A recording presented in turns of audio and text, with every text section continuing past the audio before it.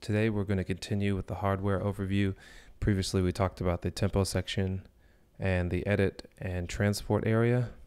We're going to continue on with the different pieces of the hardware, and I'm going to explain what they do in brief detail. Right next to the sections that we talked about is the pitch strip, which also doubles as a drum rack selector. You can move up and down the drum rack now with this nice little strip here.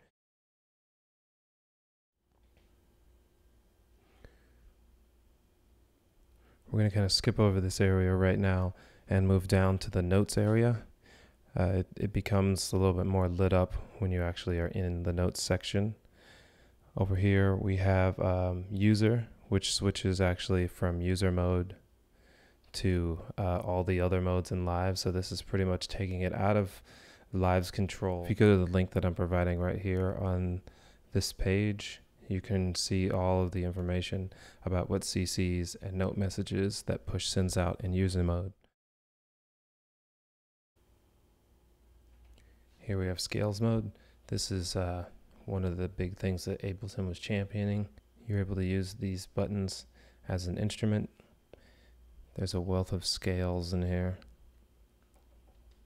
and you navigate everything through these buttons here.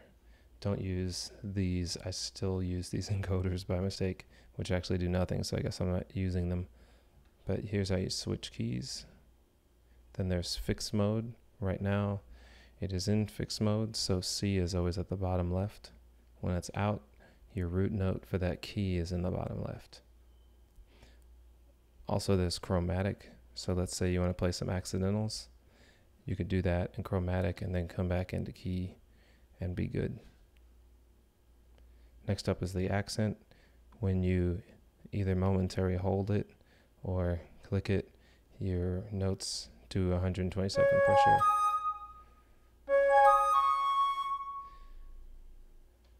Next is the trap button. The repeat button.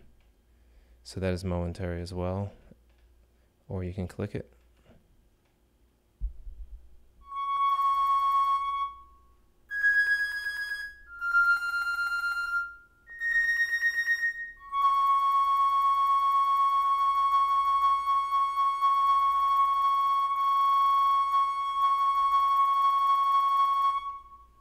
Lastly, in this section, we have the octave up and down.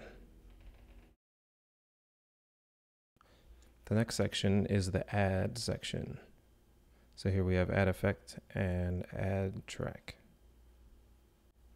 This is where you'll select your instrument. So right now we're in the Ableton Suite Orchestral, and we have an alto flute solo selected. There may be more words on here, but it truncates the words for space.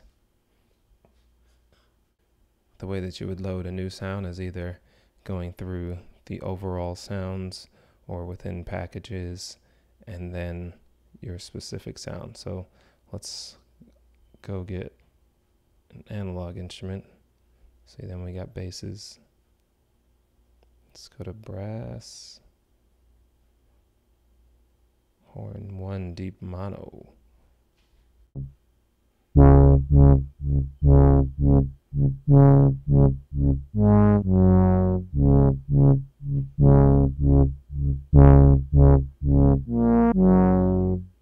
Now let's say we want to add effect onto that. We take the track off. Then we go into add effect. Let's add an amp, because this sounds like a crunchy dubstep. Let's do boost and crunch. So then the green button is to activate.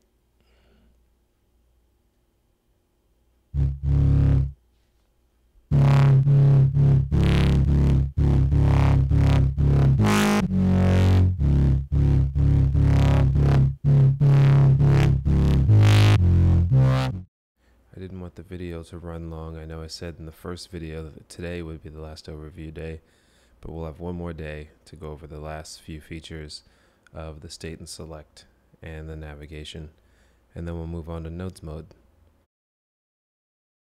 Please go to my Patreon page if you like this series, and you can support by sponsoring videos, and there's more information on the link below. Once again, this is Josh Spoon, 30 Days of Ableton Push, and I'll see you tomorrow.